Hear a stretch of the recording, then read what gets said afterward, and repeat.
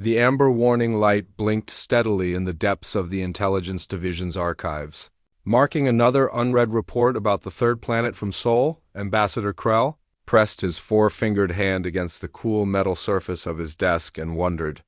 How many more warnings would go ignored before disaster struck the hegemony? For 3 standard years, his team had been studying humanity through long-range observations and intercepted communications. What they found defied every model of species development the galaxy had ever known. These creatures had survived ice ages that would have wiped out most civilizations. They had endured plagues, volcanic eruptions, and asteroid impacts that other species would consider extinction-level events. Yet somehow, they not only survived but thrived. The data files spread across Krell's workstation painted a picture that should have terrified High Command. Humans possessed an unusual ability to adapt their environment rather than adapting to it. When faced with hostile conditions, they built tools. When those tools proved inadequate, they built better ones. When better tools weren't enough, they changed their entire approach to the problem. Most disturbing of all was their relationship with warfare.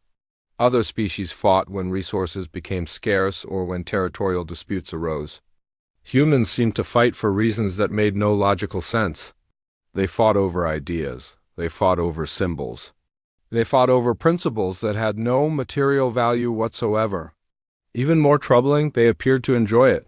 Krell had documented over 300 major conflicts in human history, each one more brutal and innovative than the last. These beings had turned farming tools into weapons, had weaponized diseases, had even learned to split atoms just to make bigger explosions. Every single advancement in their civilization seemed to have a military application within decades of its discovery. The mathematical models were clear. While the hegemony had evolved on worlds with abundant resources and stable climates, humans had clawed their way up from a planet that actively tried to kill them. Their evolutionary pressure had been constant, unrelenting survival challenges that had forged them into something unprecedented in galactic history. Yet when Krell presented his findings to High Command, Admiral Nash had dismissed them with a wave of his scaled hand. The humans used chemical propulsion for their primitive spacecraft. Their weapons were kinetic projectiles and explosive chemicals. Their fastest ships couldn't even reach 10% of light speed. By every measure that mattered to the hegemony, Earth was a backward world ripe for easy conquest. The meeting still haunted Krell's dreams. Nash had stood before the holographic display showing Earth's pathetic orbital defenses and laughed. The planet had fewer than 20 space stations, no energy shields, and military forces scattered across hundreds of separate nations that couldn't even agree on basic trade policies. It would be like crushing an insect. Krell had tried to explain that the humans' apparent weakness might be deceptive. Their history showed a pattern of turning disadvantages into advantages, of finding ways to make primitive weapons defeat superior forces. But Nash had grown impatient with what he called paranoid theorizing. The hegemony's military doctrine was built on a simple premise that had worked for over 2 centuries. Arrive at a primitive world with overwhelming technological superiority. Demonstrate the futility of resistance with a show of force. Accept the inevitable surrender and begin extraction operations. The process rarely took more than a few days and almost never resulted in significant casualties. 17 star systems had fallen using this exact strategy. From the crystal mines of Altair to the protein farms of Vega, every conquest had followed the same predictable pattern.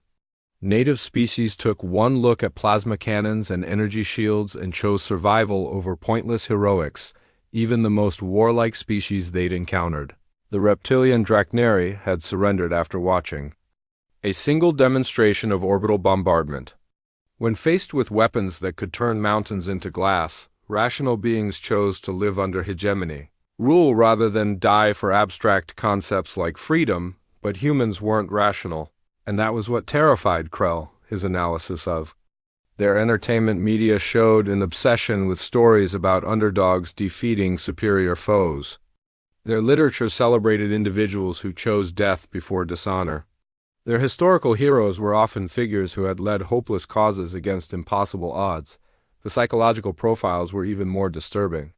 Humans seemed to possess an almost supernatural ability to convince themselves that any situation could be overcome through sufficient determination and clever thinking.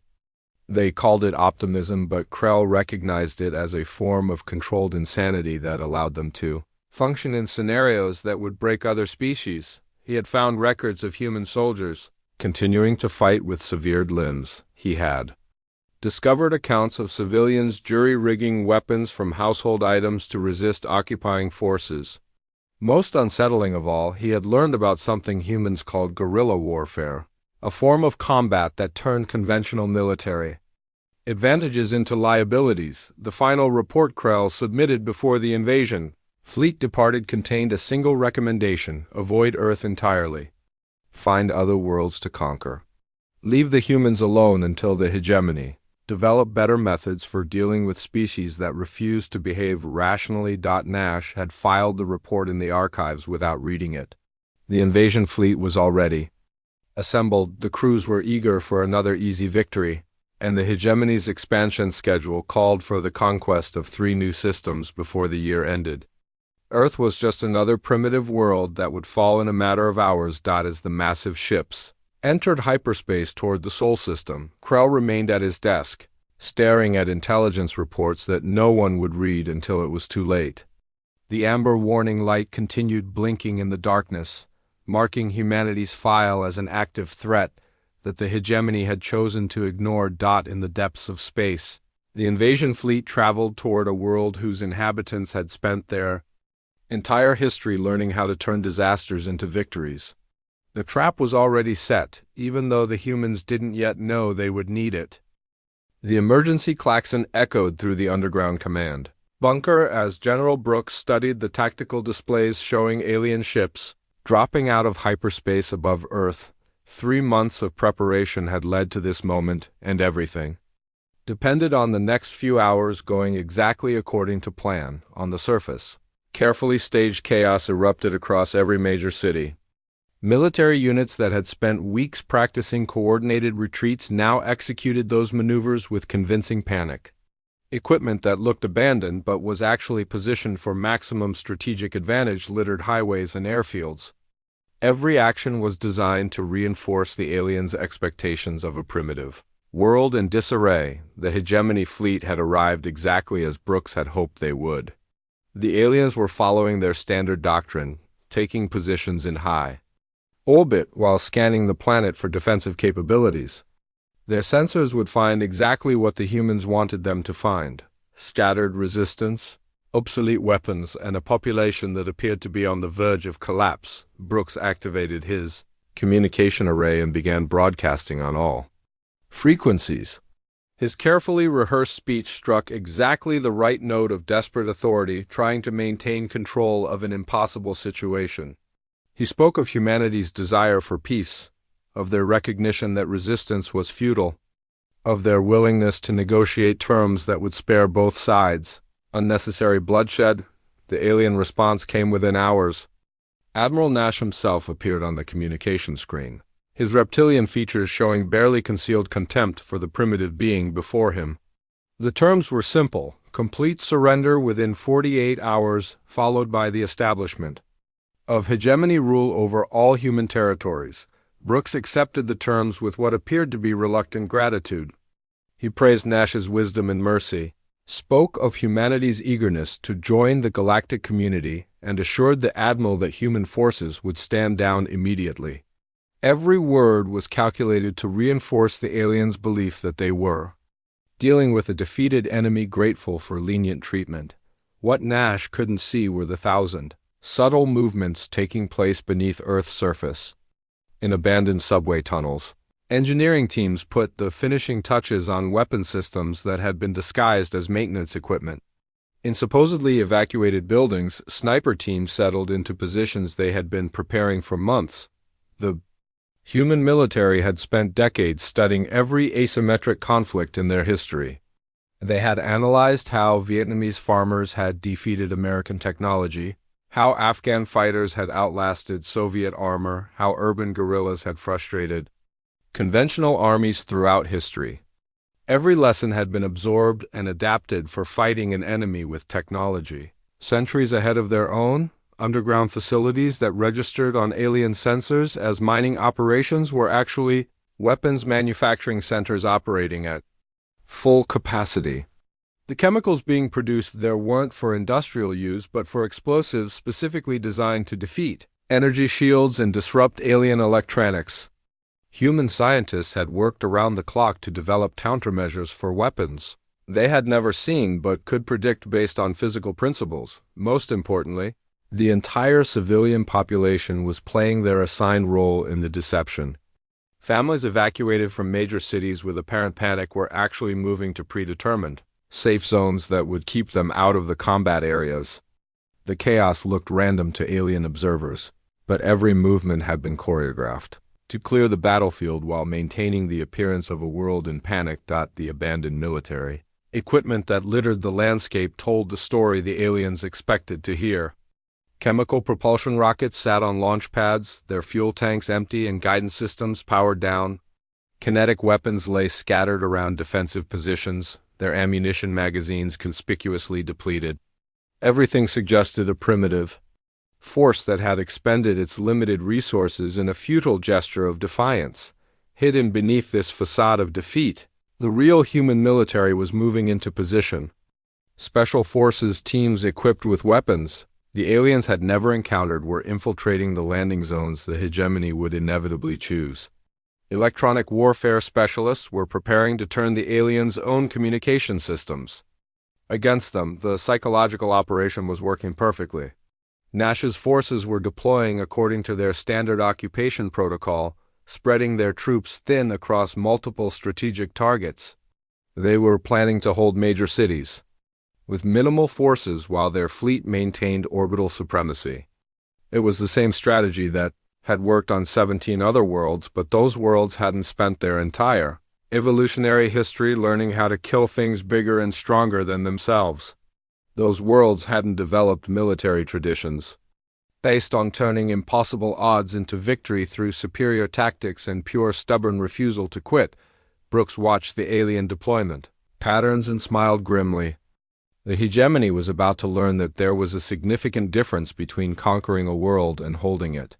They were about to discover that humans had been preparing for this fight for centuries without even knowing it. Every city the aliens planned to occupy had been turned into a maze of carefully prepared killing fields.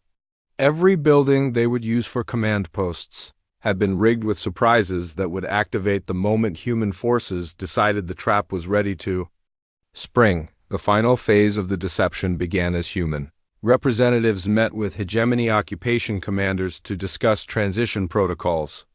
These meetings served two purposes. They reinforced the aliens' belief in human cooperation, and they provided intelligence on alien technology and tactics that would be crucial in the coming battle. As the sun set on what Admiral Nash believed was his latest conquest, thousands of human soldiers settled into positions they had been training to fight from for months. The trap was set, the bait had been taken, and the most sophisticated military ambush in galactic history was ready to begin. Thunder rolled across the morning sky as what the aliens thought were abandoned subway tunnels erupted with human forces emerging from concealment. Commander Reed's voice cut through the tactical communication network with two simple words that would reshape galactic history: execute mousetrap. Across 17 major cities, the hegemony occupation forces discovered simultaneously that they had walked into the most sophisticated military trap ever conceived. The human soldiers who appeared seemed to materialize from nowhere, striking with weapons that shouldn't have been able to penetrate alien armor, but somehow did exactly that. The first wave of attacks targeted the aliens' electronic systems with electromagnetic pulse devices that human engineers had been perfecting for decades. While the hegemony had developed shields against energy weapons, they had never encountered the crude but effective technology that humans used to disable electronics without destroying them. Alien communication systems died in cascades of sparking circuits. What followed was a masterpiece of coordinated chaos that turned every advantage the invaders possessed into a liability. The heavy armor that protected hegemony soldiers from energy weapons made them slow and clumsy in the confined spaces where humans forced them to fight. Advanced sensors designed for open battlefields became useless in the electromagnetic static that filled every urban combat zone. Reed had spent years studying how technologically superior forces had been defeated throughout human history. The pattern was always the same.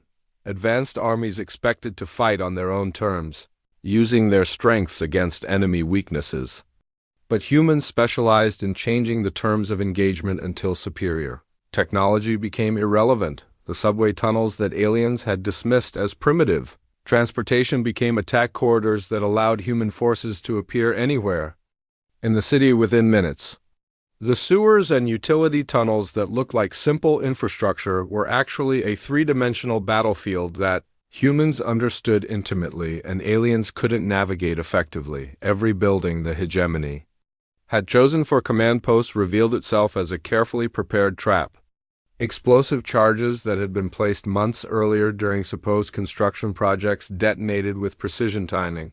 Chemical weapons specifically designed to penetrate alien filtration systems filled enclosed spaces with compounds that disabled but didn't kill, leaving prisoners who could provide intelligence and captured equipment that could be reverse-engineered. The psychological impact on hegemony forces was devastating. These aliens had conquered worlds by demonstrating overwhelming superiority that forced quick surrenders. They had never faced an enemy that grew more dangerous under pressure, that treated their technological advantages as puzzles to be solved. Rather than insurmountable obstacles, human forces seemed to possess a supernatural ability to adapt to alien weapons within hours of first encountering them. Captured plasma rifles were modified to overload alien shield generators. Alien communication equipment was hacked and turned into tools for spreading false information through hegemony command networks. The urban environment that should have been the aliens' easiest territory to control became their worst nightmare. Human forces used the city itself as a weapon, turning traffic control systems into obstacles that trapped alien vehicles in kill zones. They weaponized construction equipment, using it to create barriers that channeled enemy movement into prepared ambush sites. Most terrifying of all was the humans' apparent inability to recognize when they were beaten.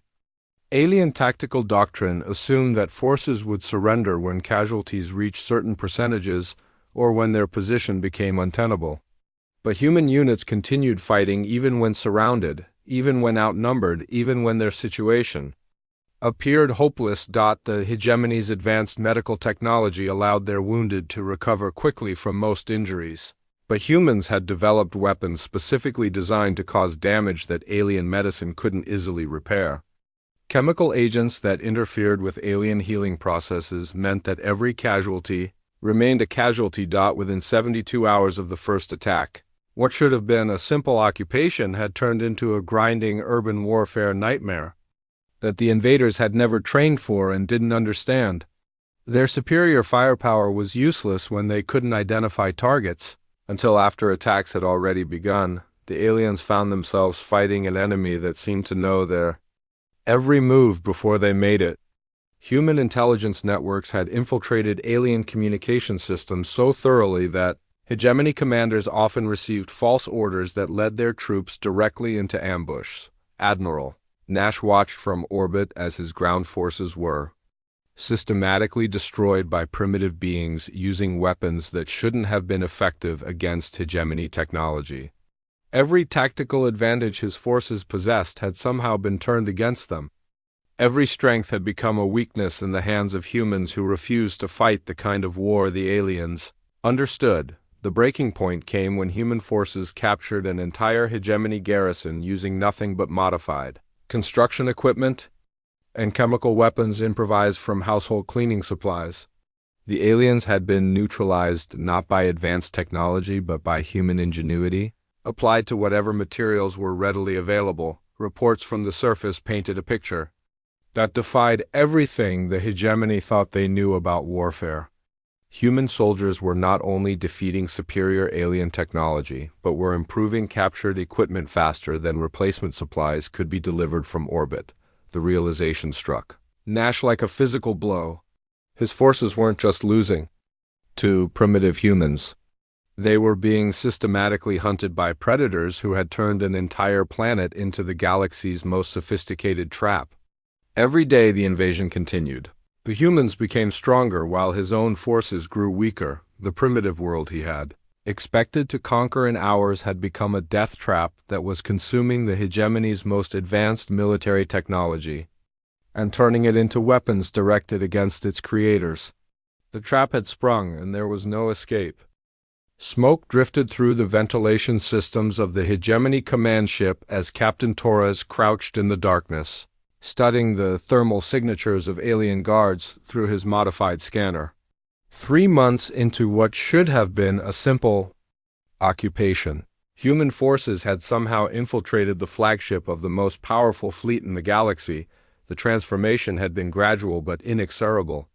What began as scattered resistance from a defeated population had evolved into something that defied every principle of galactic warfare. The humans weren't just fighting back, they were hunting hegemony forces through environments that had become alien to the aliens themselves. Torres adjusted the captured plasma rifle he had personally modified after studying its internal mechanisms for exactly 17 hours. Human engineers had discovered that hegemony weapons contained safety protocols that prevented them from damaging alien equipment. Removing those protocols had turned the aliens' own rifles into tools perfectly suited for destroying their technology. The psychological warfare had been devastating. Hegemony soldiers who had conquered 17 worlds without serious resistance now found themselves facing an enemy that appeared anywhere, struck without warning, and vanished before superior weapons could be brought to bear. Every shadow might conceal a human predator. Every piece of debris might hide an improvised explosive device. Human forces had demonstrated an almost supernatural ability to reverse engineer alien technology and improve upon it within days of its capture. The same species that had been dismissed as primitive now possessed weapons that combined human innovation with hegemony engineering principles. The results were often superior to the original designs. The adaptation was happening faster than replacement equipment could arrive from distant hegemony worlds. Every captured shield generator was modified to protect human positions. Every alien communication device became part of an intelligence network that allowed humans to predict hegemony movements with uncanny accuracy. Most disturbing of all was the humans' complete lack of respect for conventional military hierarchy. While hegemony forces relied on centralized command structures that could be disrupted by eliminating key officers, human units operated with a flexibility that made them nearly impossible to counter effectively. Individual human soldiers seemed capable of independent tactical thinking that matched or exceeded the capabilities of trained hegemony commanders. They adapted to changing battlefield conditions without waiting for orders from higher authority. They improvised solutions to problems that alien tactical manuals insisted were impossible to solve. The urban environments where most battles took place had become completely alien to hegemony forces while remaining intimately familiar to their human opponents. Humans moved through cities like water flowing through channels they had carved themselves.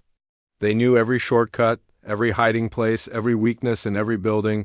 Torres's team exemplified this adaptation. They had spent 2 weeks studying the captured alien equipment needed to infiltrate the command ship. They had learned to mimic hegemony energy signatures well enough to fool the ship's security systems. They had even modified their own biological functions using alien medical technology to survive in the ship's atmospheric conditions. The infiltration itself would have been impossible for any other species the hegemony had encountered.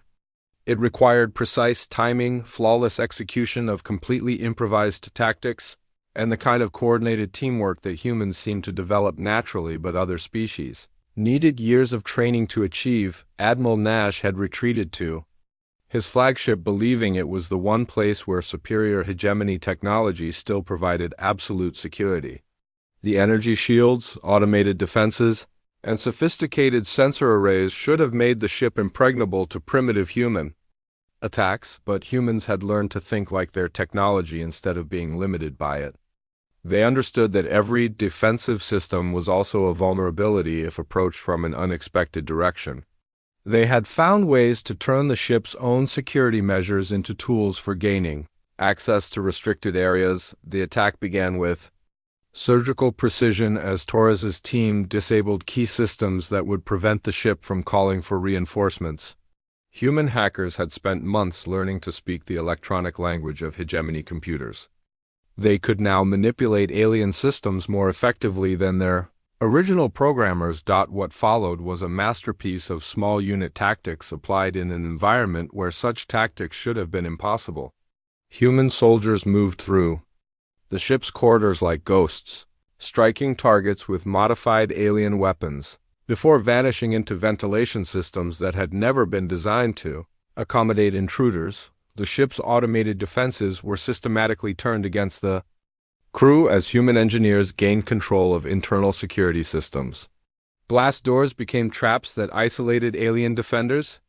Environmental controls became weapons that could disable entire sections of the ship without causing permanent damage. Nash found himself trapped in his own command center, surrounded by technology that no longer obeyed his commands. The screens that should have shown him tactical data instead displayed messages from human forces, offering him the same terms he had originally offered: Earth, surrender in exchange for his life. The final humiliation came when Torres himself appeared in the command center, having bypassed every security measure the hegemony possessed. The human soldier moved with the quiet confidence of a predator that had successfully stalked its prey through the predator's own territory. Nash realized with growing horror that the entire invasion had been orchestrated to reach this exact moment. The humans had never intended simply to resist occupation. They had planned from the beginning to capture the hegemony's most advanced technology and turn it against the empire that had created it. The species he had dismissed as primitive had demonstrated capabilities that exceeded those of any civilization in hegemony records. They had turned a routine conquest into a disaster that would reshape the balance of power throughout the galaxy. The emergency council session convened aboard the hegemony Dreadnought Dominion as Ambassador Krell presented casualty reports that would have been impossible to believe 6 months earlier. 70% of the invasion fleet had been destroyed or captured. Admiral Nash was a prisoner on his own flagship, and the most powerful military force in the galaxy was being systematically dismantled by a species that hadn't even achieved faster-than-light travel. General Brooks appeared on the communication array with the quiet confidence of someone who held all the strategic advantages. The human leader no longer bothered with the pretense of desperation that had characterized their first contact. His message was simple and devastating. The hegemony had 48 hours to begin withdrawing all forces from human space or face complete annihilation of their remaining ships. The transformation was complete. The primitive species that had begged for mercy was now dictating terms to the galaxy's dominant empire. The weapons they had dismissed as obsolete had evolved into tools capable of destroying technology centuries more advanced. The scattered resistance they had expected to crush had become a coordinated military force that operated with efficiency the hegemony couldn't match. Krell had spent months documenting exactly how the disaster had unfolded. The humans had turned every hegemony strength into a weakness through pure tactical innovation. Advanced sensors became sources of false information when human hackers learned to manipulate them. Superior firepower became useless when targets disappeared before weapons could lock onto them. Most importantly, the humans had demonstrated an ability to learn and adapt that defied every model of species development in galactic records. They didn't just reverse engineer captured technology, they improved it in ways that its original designers had never considered possible. Human modifications to hegemony weapons often made them more effective against hegemony defenses. The psychological impact on surviving hegemony forces had been catastrophic. These aliens had built their entire military doctrine around technological superiority that forced quick surrenders from rational opponents. They had never faced an enemy that treated impossible odds as routine challenges to be overcome through superior tactics and sheer determination. Human forces had hunted hegemony troops through environments that the aliens could no longer navigate effectively. Every advantage the invaders had possessed had been neutralized by humans, who specialized in turning disadvantages into victory conditions. The final blow came when human engineers successfully reverse-engineered the hyperdrive technology that had given the hegemony its strategic mobility advantage. Within weeks of capturing their first intact alien ship, humans had developed their own faster-than-light capabilities using principles that improved upon the original design. The implications were staggering. The species that had been dismissed as primitive now possessed technology that could potentially threaten every hegemony world. They had demonstrated the ability to turn any captured equipment into weapons directed against its creators. Most terrifying of all, they had shown absolutely no mercy toward enemies who had threatened their home world. Brooks made his final offer with the diplomatic courtesy that barely concealed the threat behind it. The hegemony could withdraw voluntarily and agree to permanent non-interference with human space, or they could continue the conflict and face the consequences of fighting a species that had spent its entire evolutionary history learning how to kill things bigger and stronger than themselves. The rescue attempt to recover Admiral Nash had failed so catastrophically that it had provided humans with intact examples of the hegemony's most advanced military technology. Special forces that should have been capable of infiltrating any target had been captured by humans, using modified alien equipment that was superior to the original designs. The strategic situation was hopeless. Every day the conflict continued. Human forces grew stronger while hegemony capabilities diminished. The aliens were fighting an enemy that thrived on adversity, that became more dangerous when faced with superior opposition, and that treated their technological advantages as problems to be solved rather than insurmountable obstacles. Krell presented the final assessment that should have been delivered before the invasion began. Humans represented a completely new category of threat that existing hegemony doctrine was incapable of addressing. They combined technological adaptability with tactical innovation in ways that made conventional military superiority irrelevant. The vote was unanimous. Hegemony forces would withdraw from human space immediately and permanently. Trade agreements would be negotiated on terms favorable to humanity. Most importantly, Earth would be classified as a restricted system that no hegemony ship would ever approach again. The evacuation began within hours as the surviving alien ships prepared to abandon what should have been their easiest conquest behind them. They left a world whose inhabitants had demonstrated that they were the most dangerous predators in known space. Brooks watched the alien fleet depart with the satisfaction of someone who had successfully defended his home against impossible odds. The humans had learned that they were not alone in the universe, but they had also learned that they were uniquely capable of surviving contact with hostile alien civilizations. As human scientists began reverse engineering the captured alien technology and preparing for whatever challenges the galaxy might present, they did so with the quiet confidence of a species that had just proven themselves capable of turning any disaster into victory through superior tactics, stubborn determination, and the simple refusal to accept defeat. The trap had worked perfectly.